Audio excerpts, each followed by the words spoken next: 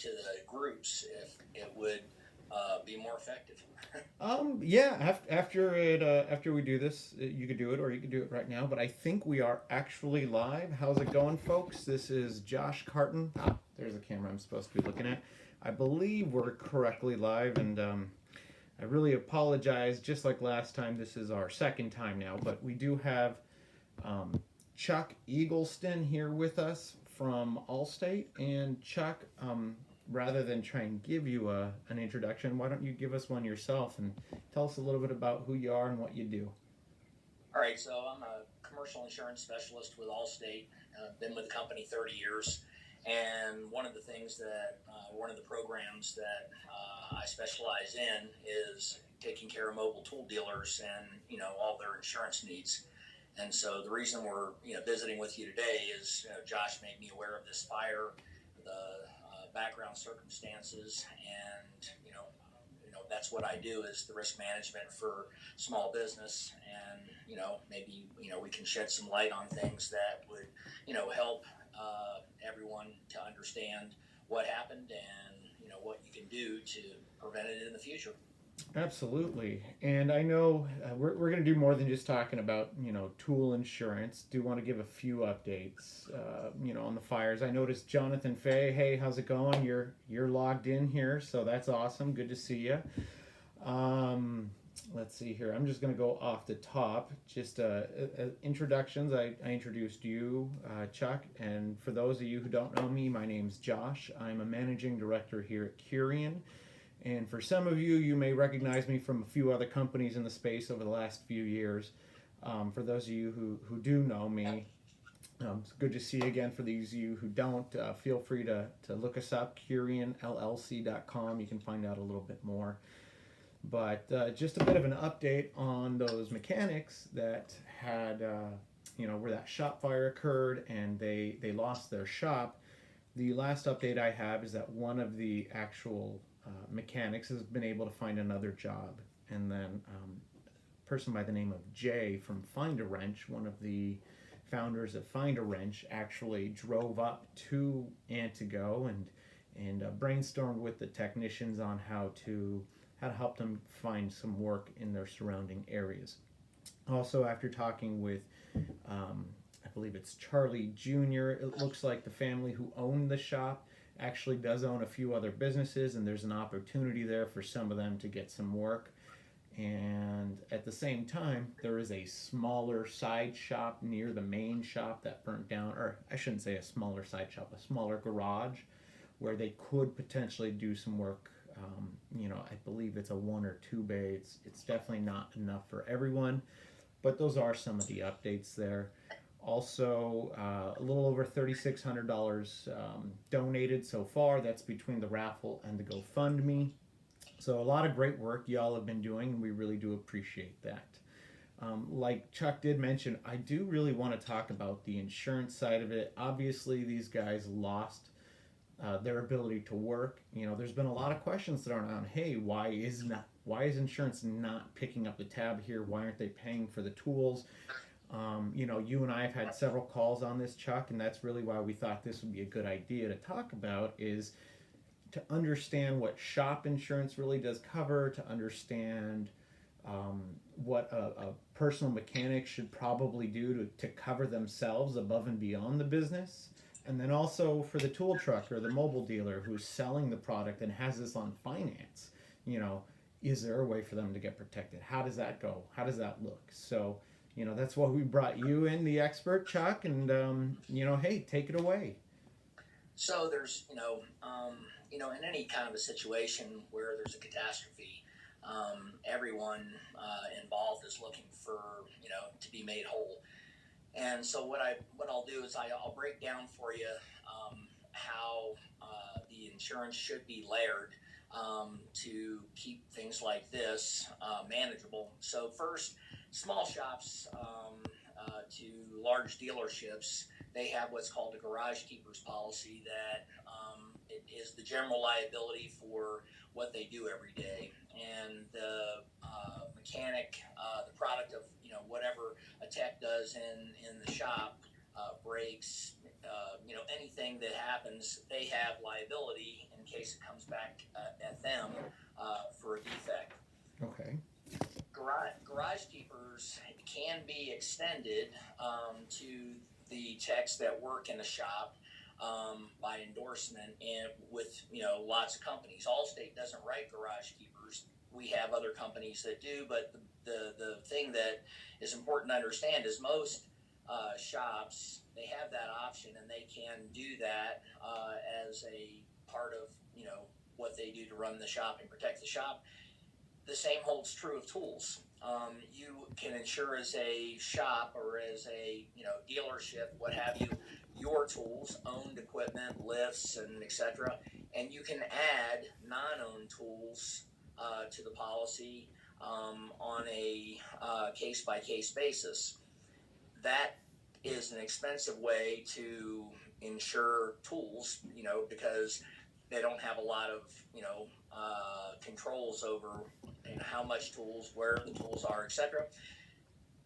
In the real world, the vast majority of service techs that work, if they're not an employee, if they're a 1099 working in a shop, they should have their own garage keepers policy with an inland marine rider that protects them if something goes wrong, or if they, in the absence of that, making sure the shop names them personally, in the insurance policy, and that their tools, whatever the number is, 20,000, 30,000, whatever it is.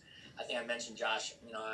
My brother-in-law, he worked at a dealership for many years. He's got about $100,000 worth of tools, and he now is on his own, and so he has a garage keepers policy for the liability of working on vehicles. He does fleet maintenance, and then he has inland marine that takes care of the tools, whether they're in his shop or out in the field doing maintenance on a fleet.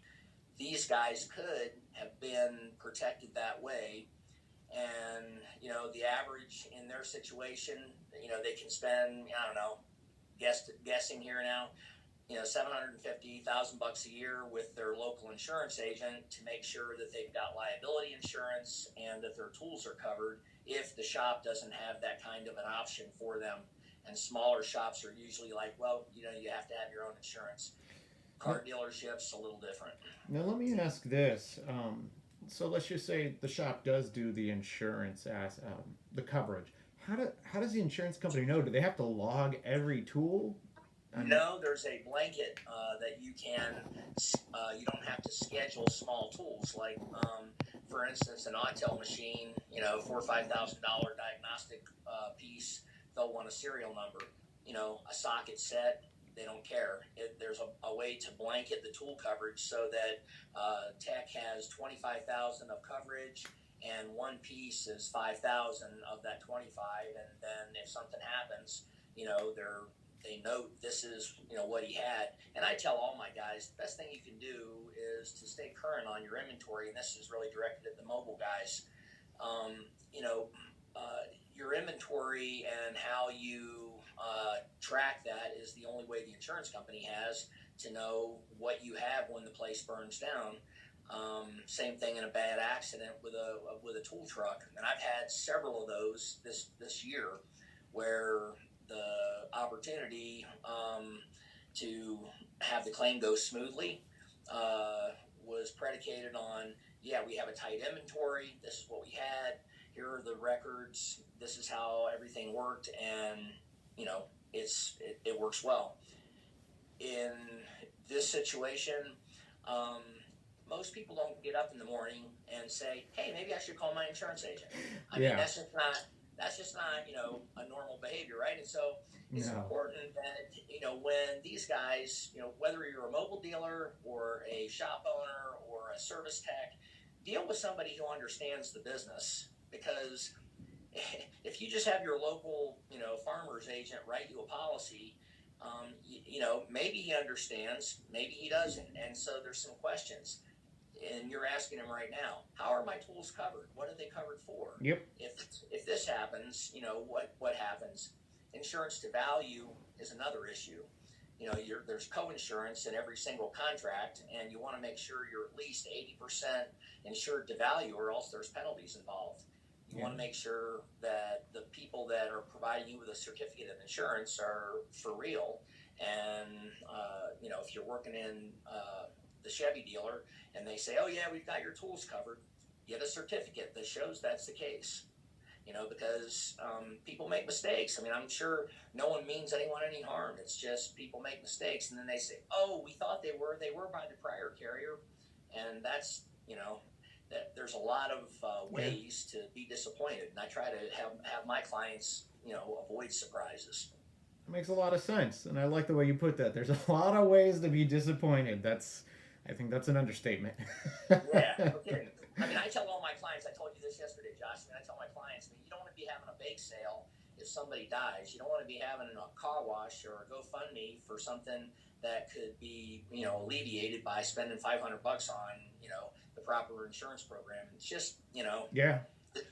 And it's education. It's not like people are trying to avoid things most of the time. It's just, I hate buying insurance. I can't eat it. I can't taste it. I don't like it. But when it comes to these kinds of issues, it's really important.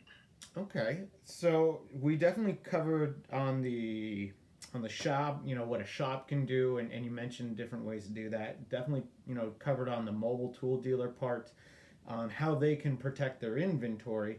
And then I think we'll kind of bounce back to mobile dealers here in a moment. But on the technician side, so on the independent mechanic, how can they go about getting coverage? Do they just you mentioned not going to your standard or local insurance person per se? Is there a special place to go, or how do they go about that?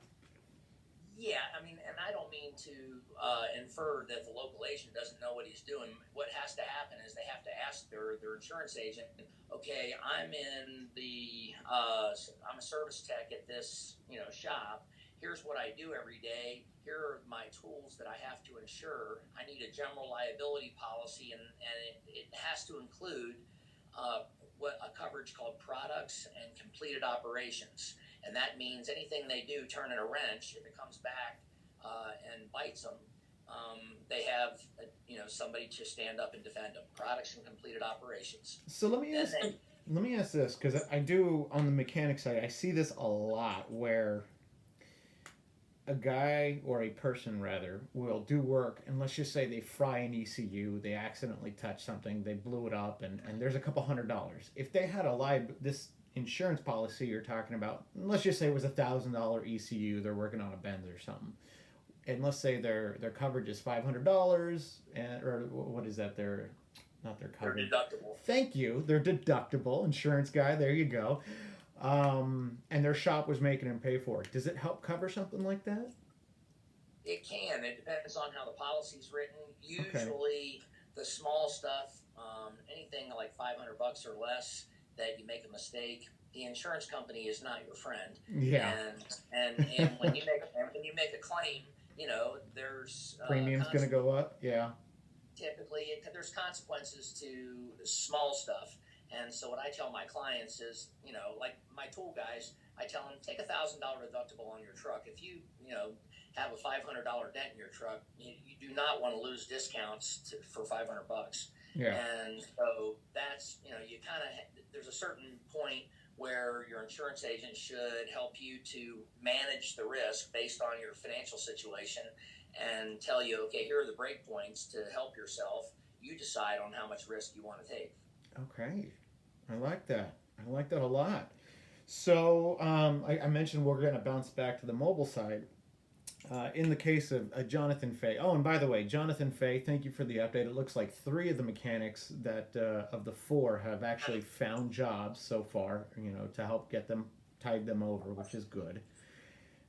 But in the case of Jonathan and other tool dealers who have had this happen where a shop gets destroyed, they've got thousands and thousands of dollars in payments unpaid now with melted tools in this case. How does a mobile dealer protect themselves against something like that? Or at the very least, how do they help their technicians, their guys, pay to get coverage on the tools? Yeah, so, going back to this specific event, if Jonathan selling tools to a service tech, and he has $500 in money on the street with a service tech, he's probably not terribly concerned.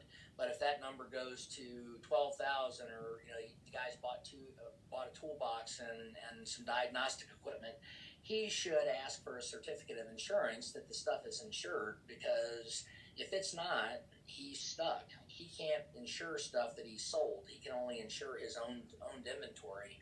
And if he, like for instance, my tool guys, if they wreck their truck, it's stolen, anything bad happens, they can they have loss of income on their policy to reproduce some of their income while their truck's getting fixed. That's their livelihood. Yeah, that's in the shop. Same thing. If the shop burns down, the shop owner's insurance has loss of income, and it has extra expense to get him, some money while he's rebuilding and taking care of business. That loss of income, each of these techs could buy their own policy that would have loss of income in case there's fire. They have the tools insured, and the liability to protect them, their home, their family assets. It's just having a pod of insurance products, for what a person does.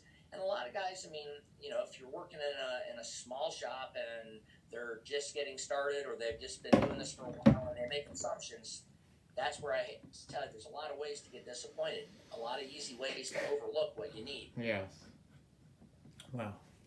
Well, that's definitely good words of advice there, and at the same good understanding for a lot of the folks who are watching here today, and who will rewatch this. We only have, I think, about 20 folks watching right now, but as this replays throughout the day, we'll definitely get some more views on that.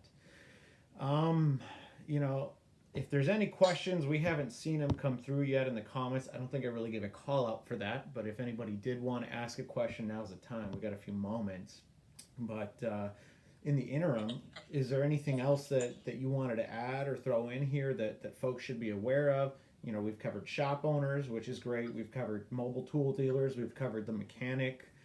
And anything else any of these folks should look at? Well, I get my business is really, my growth comes from almost 100% referral from my dealers and from, groups like this. I don't, even if you're already, insured and happy and everything is, perfect, I don't mind taking a phone call or answering a text and helping somebody understand, what it is that they should be considering. I don't mind, showing you what your insurance policy actually does. Yes. I had a guy's house burned down a month ago in Pennsylvania. His tool truck was parked in the driveway. The fire was so hot it had a similar consequence to this fire, and screwed up his truck, screwed up some of the tools inside, and the tools that were in his garage, those including some toolboxes, it was all a total loss. And the carrier that had the house, they knew nothing about his business and impeded his business claim getting taken care of properly, the way that they just didn't understand, and they were not, you can't touch this till we finish our investigation. It's important that when you insure your house and your cars and your business, that somebody looks at it and says, yeah, these things all connect. There's an easy way for gaps to be filled in and understanding to be applied in the beginning. So again, you don't have these disappointments and waits and loss of revenue and problems, when it's so easy to avoid by asking 3 or 4 or 5 questions and spending 10 minutes getting some good information. No, that makes a lot of sense, and I think that leads back to something I had actually seen in a mobile tool group, a mobile tool dealers group, which was someone was asking a specific question about their inventory based on a policy note that they saw in their policy, which was talking about, I guess, how much is covered, and I think you kind of alluded to that earlier, the whole 80-20 situation. So, yes. So I think those are pretty good words of wisdom to at least re-review your insurance policy and the inventory limits and coverages. Whether it's on your own with your insurance agent or to give Chuck a call here, and we will be definitely posting your contact information in the. We'll be posting up your contact information in the comments of this video. I don't think I have anything to, well, maybe I can do something really quickly here. What would be the best phone number to reach you at? Anybody that has a question or has interest in information, just 801-549-7711 is my cell. And just shoot me a text and say, hey, are you free to talk? And, I'll call you and answer your questions and make sure that you're on the right track, because, a little bit of education goes a long way in keeping these kinds of things from happening to you. Yeah, absolutely. So I just threw that up on the screen. That is 801-549-7711. And that is for Chuck Eagleston. You're an Allstate agency owner and what is that? Commercial what? All I do is I specialize in commercial insurance for the company. Nothing glamorous. Okay. I have about 650 tool dealers insured, and I do this business across the country. So if you have a question, I can help you. Perfect. And before I let you go, we'll just couple things here. There is, for those of you who are interested in still helping out and providing some sort of help for those folks that got affected in Antigo, Wisconsin, there is a raffle still going, or a GoFundMe page. You just got to go to shop.curionllc.com. It'll bring you to this page. Scroll down to the bottom. You will see a Northwoods raffle ticket product. Go ahead and click on that. And here you have the opportunity to learn a little bit more. Your dollar amounts equals more entries. There are great prizes. We've got an M12 extended die grinder with battery, a 3/8 extended ratchet with battery, some toolbox widgets, M12 impact stubby kit, some beef jerky packs that have been provided, plug phones, free reign Bluetooth. And I'm going to go ahead and read off some of the sponsors here. We've got Brian Tootie of Forestville, California, an independent mobile tool dealer. We have Tooldom Tools. We have Bulk Beef Jerky, plug phones, toolbox widget, and of course ourselves. We're hosting this raffle and providing the M12 impact kit there. So if there is anything else folks want to learn about, you can message here, message us direct. If you find Chuck on Facebook, feel free to reach out to him there, call or text like he said. Is there anything else that you wanted to mention there, Chuck? No, just appreciate the time, and I hope that this is helpful. I mean, it's just education is what we do. I'd rather, educate you and let you make decisions than me make decisions for you. And if I can educate you as far as how things are supposed to work, then you're the driver's seat, to take care of yourselves. Makes sense. And you know what, Chuck? I think I'm going to be giving you a call after this to review our policy and see what we've got going on for us. Sure. Be happy to help. All right. Well, thank you so much for your time and all of the technical difficulties we had earlier. That was a little fun, but hey, we got it figured out. So that works out. Hey, appreciate it, Josh. Thanks. You take care. Bye-bye. All right.